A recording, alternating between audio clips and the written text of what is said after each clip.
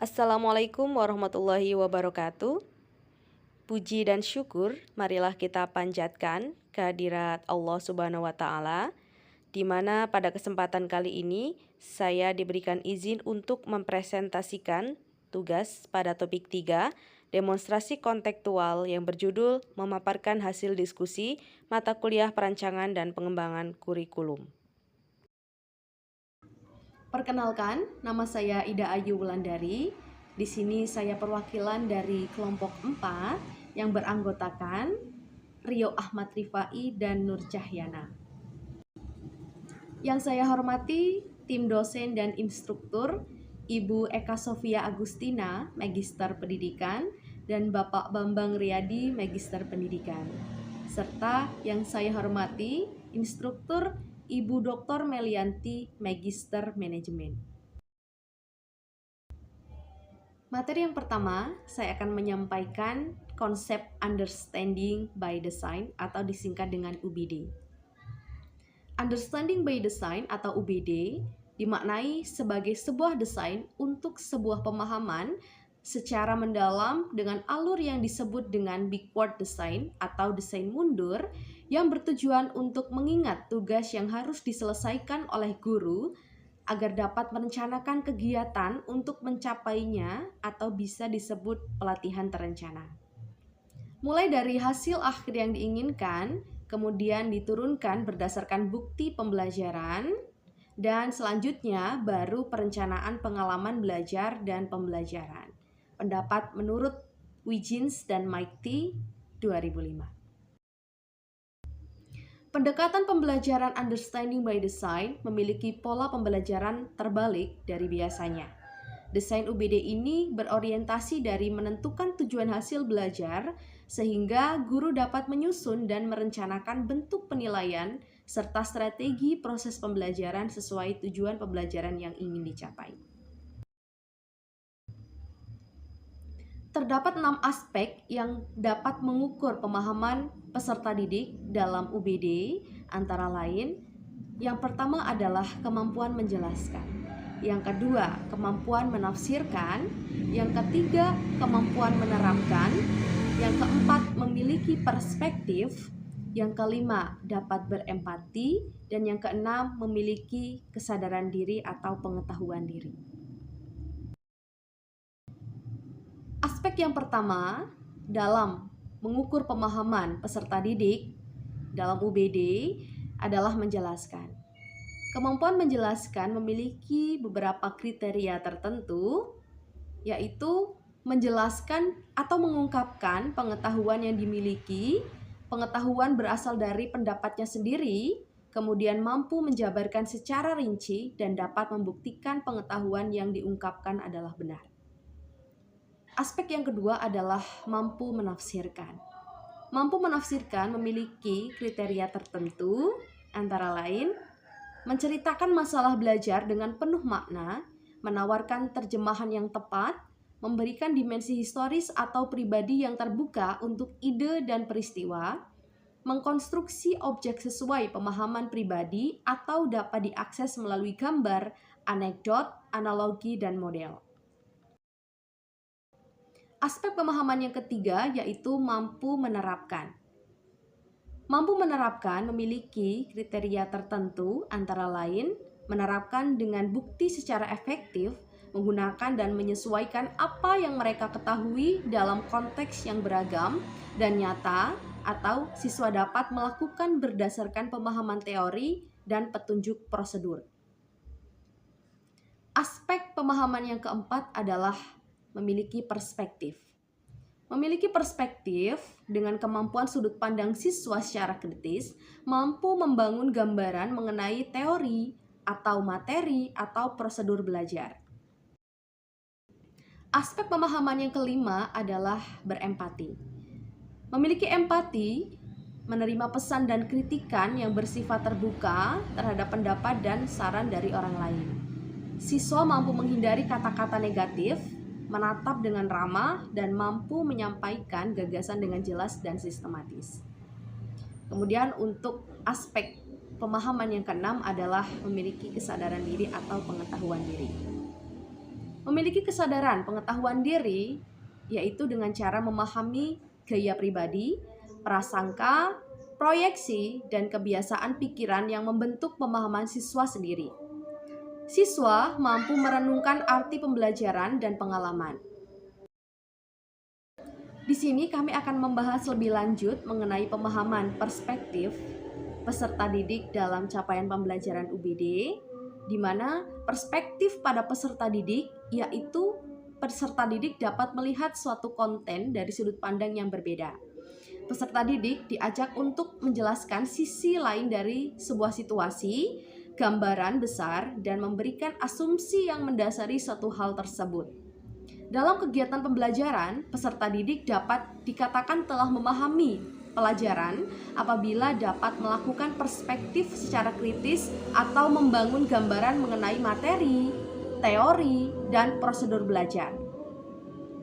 Menurut Maikti dan Wiggins 2012, peserta didik dapat memiliki perspektif apabila mereka dapat melihat dan mendengar dari berbagai sudut pandang yang kritis serta mampu melihat gambaran umumnya. Keunggulan ketika peserta didik memiliki perspektif adalah peserta didik dapat memperoleh jarak kritis dan kepercayaan, perasaan, teori, dan daya tarik kebiasaan atau spontan yang menggambarkan bertindak sebagai pemikir yang kurang berhati-hati dan lebih berhati-hati. Kemampuan perspektif terdiri dari kredibel, mengungkapkan, wawasan, masuk akal, dan tidak biasa. Di sini saya akan menjelaskan beberapa poin dalam kemampuan perspektif. Yang pertama adalah kredibel. Kredibel yaitu informasi atau bukti yang masuk akal untuk bisa dipercaya dan sudah terbukti kebenarannya dan dapat dipertanggungjawabkan. Kredibel berdasarkan kemampuan perspektif dalam penilaian dan evaluasi UBD dimaksudkan agar peserta didik memiliki suatu tingkatan kepercayaan dalam memahami suatu materi pembelajaran. Yang kedua adalah kemampuan perspektif mengungkapkan. Mengungkapkan dalam KBBI diartikan sebagai menerangkan dengan jelas, menguraikan suatu tindakan atau menyatakan. Mengungkapkan dalam ranah kemampuan perspektif merupakan menerangkan dengan jelas berdasarkan sudut pandang peserta didik. Kemampuan perspektif yang ketiga adalah wawasan. Wawasan yaitu kemampuan seorang dalam memandang, cara meninjau, cara melihat, dan tanggap indrawi terhadap suatu objek permasalahan. Wawasan terkait dengan bagaimana peserta didik mampu melihat kehidupan dari berbagai perspektif. Kemudian, untuk kemampuan perspektif yang keempat adalah masuk akal. Masuk akal yaitu sebuah pertimbangan akal atau pikiran yang diutarakan kata dan dinyatakan dalam bahasa. Peserta didik dapat melihat suatu hal dari sudut pandang yang berbeda. Peserta didik dapat menjelaskan sisi lain dari sebuah situasi, melihat gambaran besar, melihat asumsi yang mendasari suatu hal, dan memberi kritik yang dapat diterima oleh akal, tidak aneh, tidak mustahil, dan logis. Kemampuan perspektif yang kelima adalah tidak biasa. Tidak biasa yaitu kejadian atau transaksi yang mendasari harus memiliki tingkat abnormalitas yang tinggi. Kemampuan perspektif biasanya dibuat berdasarkan pandangan umum atau pemikiran umum yang dilihat oleh manusia, akan tetapi ada kalanya pandangan tersebut menjadi tidak biasa bagi orang-orang tertentu yang memiliki imajinasi yang tinggi ketika dihadapkan suatu gambar atau sudut pandang yang tidak biasa. Selanjutnya, di sini saya akan menjelaskan contoh konkret peserta didik mengenai pemahaman perspektif dalam pembelajaran, yaitu peserta didik melakukan perspektif terhadap materi menulis puisi pada mata pelajaran Bahasa Indonesia adalah penggunaan pohon kata untuk mengumpulkan diksi yang dibutuhkan dalam mengkonstruksi sebuah puisi. Guru memberikan kesempatan bagi peserta didik untuk memilih objek apapun sesuai imajinasinya dengan tema keindahan alam. Perspektif peserta didik berbeda-beda sesuai dengan hal yang membuatnya tertarik. Ada yang mengambil objek gunung, pantai, dan sebagainya. Sebagai contoh, peserta didik yang menyukai objek pantai, ia membuat sebuah pohon kata yang terdiri dari beberapa diksi yang berkaitan dengan pantai, seperti karang, angin yang berhembus, putihnya pasir, deburan ombak, birunya laut, dan sebagainya. Adapun peserta didik yang memilih objek sebuah gunung, maka diksi yang mereka kumpulkan dalam bentuk pohon kata seperti tingginya gunung, sejuk, teduh, dedaunan, indah, hijau, batang-batang pohon, dan sebagainya. Kemudian, diksi yang sudah dibuat dalam bentuk pohon kata selanjutnya dirangkai sehingga dapat membangun sebuah puisi. Pembelajaran menulis puisi menggunakan pohon kata dapat membangun perspektif peserta didik untuk menuangkan imajinasinya dalam bentuk karya sastra yang indah. Adapun contoh konkret lain yang berkaitan dengan pemahaman perspektif, yaitu dapat dilihat melalui bagaimana peserta didik melakukan perspektif pada pembelajaran bahasa Indonesia dengan materi analisis teks eksposisi. Guru memberikan situasi tentang bullying.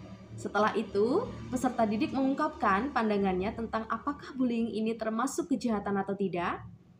Guru memberikan pertanyaan pemantik seperti alasan peserta didik menjawab bullying termasuk kejahatan dan sebaliknya. Siswa memiliki pendapat dan pandangannya masing-masing.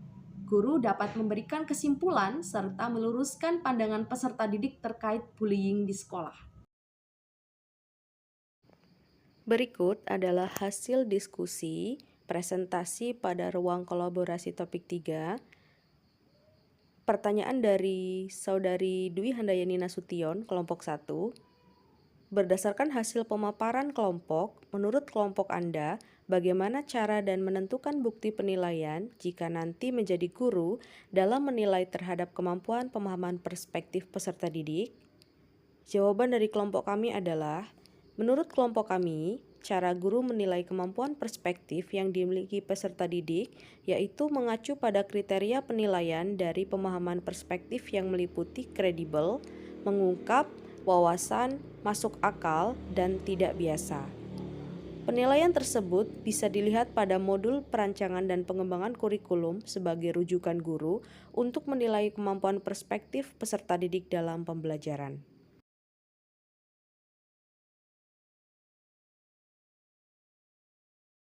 Sekian materi yang dapat saya sampaikan pada kesempatan kali ini.